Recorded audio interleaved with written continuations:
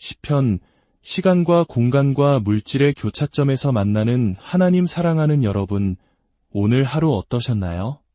분주한 일상 속에서 잠시 멈추어 수천 년의 세월을 뛰어넘어 우리의 영혼을 울리는 고대의 노래, 시편에 대해 함께 묵상하는 시간을 갖고자 합니다. 이 말씀을 통해 여러분의 삶에 하나님의 깊은 위로와 평강이 함께하기를 기도합니다. 그리고 이 은혜로운 이야기가 더 많은 영혼에게 닿을 수 있도록 잠시 시간을 내어 좋아요와 구독을 눌러주시면 감사하겠습니다. 여러분의 작은 손길이 하나님의 말씀을 전하는 귀한 통로가 될 것입니다. 우리는 시편을 그저 오래된 시나 기도문 모음집으로 생각할 때가 많습니다. 하지만 시편은 그 이상입니다. 시편은 예수님께서 숨쉬듯 을조리셨던 기도였고 초대 교회 성도들의 삶을 형성했던 세계관 그 자체였습니다. 마치 우리가 매일 숨을 쉬지만 그 소중함을 잊고 살듯 시편은 오랫동안 신앙의 호흡과도 같은 역할을 해왔습니다. 오늘 우리는 신약학자 톰 라이트 교수의 깊은 통찰을 바탕으로 시편이 어떻게 우리의 삶을 시간, 공간, 그리고 물질이라는 세 가지 거대한 교차점으로 초대하는지 탐험해보고자 합니다. 이 여정을 통해 우리는 시편이 단순한 글이 아니라 하나님과 우리를, 하늘과 땅을, 그리고 창조 세계와 우리 자신을 연결하는 살아있는 다리임을 깨닫게 될 것입니다. 먼저 시편이 제시하는 세계관을 이해해야 합니다. 오늘날 많은 현대인들은 마치 하나님께서 세상을 창조하시고는 멀리서 지켜보기만 하시는 부재하는 시계공처럼 생각하는 경향이 있습니다. 이는 고대 에피쿠로스 철학과도 닮아 있는데 신은 인간 세상과 분리되어 저 멀리 존재한다는 생각입니다. 우리의 뉴스, 영화, 일상 대화 속에 이런 세계관이 깊이 스며들어 있습니다. 그러나 성경, 특히 시편은 전혀 다른 그림을 그립니다. 바로 창조주이시며 언약의 하나님께서 이 세상 역사에 깊이 개입하시고 우리 삶의 모든 순간에 함께하시는 세계관입니다. 예수님과 초대 교회 성도들은 바로 이 창조 언약적 유일신론의 세계관 안에서 살고 숨쉬었습니다. 시편은 바로 이 세계관으로 들어가는 문입니다.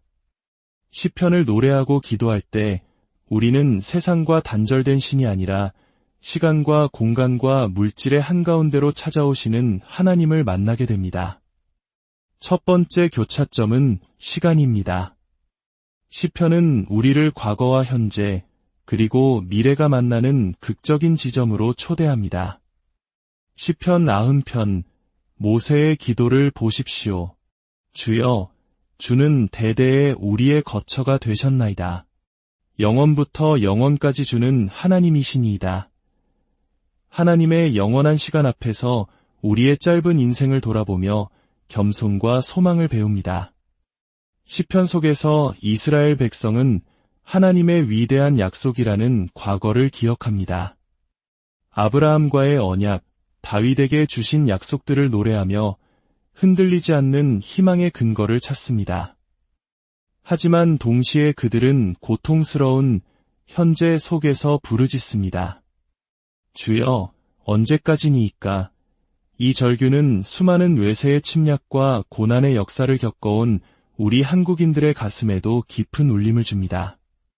나라를 잃고 전쟁의 폐허 속에서 가난과 싸우며 우리는 얼마나 많이 이 기도를 드렸을까요?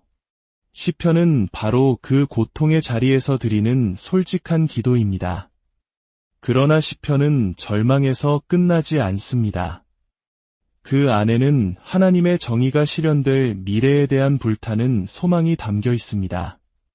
하나님께서 오셔서 세상을 정의로 심판하시고 모든 눈물을 닦아주실 그날을 바라봅니다. 이렇게 시편은 과거의 약속, 현재의 고통, 미래의 소망이라는 세 겹의 시간 속에서 우리를 살아가게 합니다. 특히 시편 89편은 이 시간의 긴장을 가장 극적으로 보여줍니다. 전반부에서는 다윗에게 주신 하나님의 영원하고 영광스러운 약속들이 찬란하게 노래됩니다. 그러나 후반부에서는 그 약속과 너무나 다른 비참하고 절망적인 현실을 하나님 앞에 쏟아놓습니다. 주께서 주의 기름 부음 받은 자에게 놓아사 버리셨으며 그의 원수들의 오른손을 높이셨나이다. 이것이 바로 신앙의 현실입니다. 약속과 현실 사이의 거대한 간극 앞에서 우리는 시편 기자처럼 하나님께 따져 묻고 부르짖으며 그럼에도 불구하고 하나님의 신실하심을 붙잡습니다. 예수님께서는 바로 이 시간의 교차점, 이스라엘의 모든 역사와 고통과 소망의 정점에 서 계셨습니다. 그리고 십자가에서 그 모든 고통을 친히 짊어지시고 부활하심으로 새로운 미래를 여셨습니다. 우리가 시편을 노래할 때 우리는 이 거대한 구원의 드라마에 동참하게 되는 것입니다. 두 번째 교차점은 공간입니다. 시편은 하늘과 땅이 만나는 특별한 장소, 시온, 즉 예루살렘 성전을 노래합니다. 현대인들에게는 창조주 하나님이 유대 땅의 작은 언덕 위에 거하신다는 생각이 이상하게 들릴 수 있습니다. 하나님은 어디에나 계시는 분이 아닌가요? 하지만 시온은 단순히 지리적인 장소가 아니었습니다. 그것은 하나님의 공간과 우리의 공간이 만나는 거룩한 지점, 하늘과 땅이 서로 겹쳐지는 신비의 장소였습니다. 중요한 것은 성전이 세상으로부터 도피하는 안전한 피난처가 아니었다는 점입니다. 오히려 성전은 하나님께서 온 세상을 통치하시는 교두보이자 그분의 통치가 시작되는 출발점이었습니다. 시편은 거듭해서 노래합니다. 하늘과 땅의 창조주이신 여호와께서 시온에서 내게 복을 주실지어다. 이 놀라운 성전 신학은 예수 그리스도 안에서 새롭게 성취됩니다. 요한복음은 말씀이 육신이 되어 우리 가운데 거하심에라고 증언합니다. 예수님 자신이 바로 움직이는 성전, 하늘과 땅을 잇는 살아있는 다리가 되셨습니다. 그리고 이제 성령을 통해 그를 믿는 우리, 교회 공동체가 바로 하나님의 새로운 성전이 되었습니다. 우리는 더 이상 돌로 지은 건물에 갇혀 계신 하나님을 섬기는 것이 아닙니다. 우리는 각자의 삶의 자리에서, 가정에서, 직장에서, 이 세상 속에서 살아있는 성전으로 부름받았습니다. 우리의 사명은 하나님의 거룩한 공간을 온 세상으로 확장하는 것입니다. 한 유대인 랍비가 기독교인들에게 이렇게 말했다고 합니다. 당신들은 우리가 해야 했던 일, 이 언약의 하나님에 대한 소식을 땅끝까지 전하는 일을 해냈습니다. 우리의 삶이 바로 하나님의 임재가 머무는 공간, 세상을 향한 축복의 통로가 되어야 합니다. 마지막 세 번째 교차점은 물질입니다. 우리는 흔히 영적인 것은 거룩하고 물질적인 것은 속되다고 생각하는 이원론에 빠지기 쉽습니다. 그러나 시편은 창조 세계, 즉 우리가 발딛고 사는 이 물질 세계가 얼마나 아름답고 신비로운지를 노래합니다. 시편 19편은 하늘이 하나님의 영광을 선포하고 궁창이 그의 손으로 하신 일을 나타내는도다라고 외칩니다. 산과 바다, 들판의 나무와 풀 한 포기, 심지어 작은 동물들까지도 창조주를 찬양하는 합창단입니다. 하나님은 물질 세계를 너무나 사랑하셔서 친히 육신을 입고 이 땅에 오셨습니다. 이것이 바로 성육신의 신비입니다. 그리고 죽음에서 부활하심으로써 썩어 없어질 물질이 아닌 영광스럽고 새로운 육신의 가능성을 보여주셨습니다. 시편은 이미 이 새로운 창조, 영광으로 충만해질 물질 세계를 내다보고 있었습니다.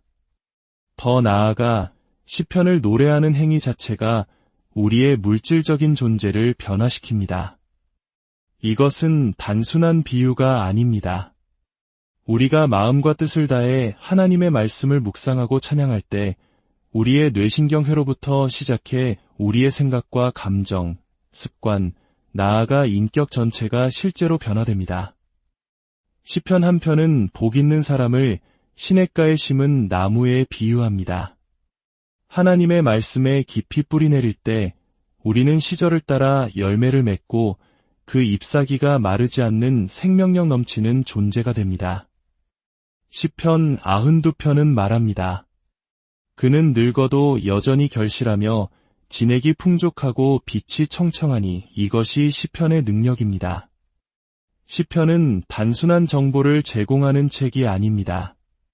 시편은 우리 자신을 변화시키는 하나님의 도구입니다. 우리가 시편의 노래에 우리 자신을 내어 맡길 때 우리는 시간의 교차점에서 과거의 은혜와 미래의 소망으로 현재를 살아갈 힘을 얻습니다. 공간의 교차점에서 우리가 서 있는 바로 그 자리가 하나님을 만나는 거룩한 성소가 됨을 경험합니다.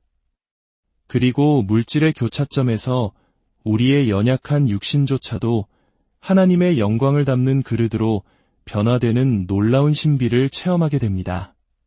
사랑하는 여러분, 예수님께서 사랑하셨던 이 시편을 다시 여러분의 삶으로 초대하십시오.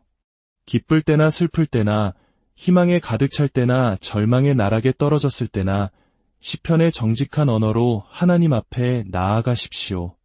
그 고대의 멜로디가 여러분의 삶의 새로운 노래가 되고 여러분의 영혼을 소생시키는 생명수가 되기를 축복합니다.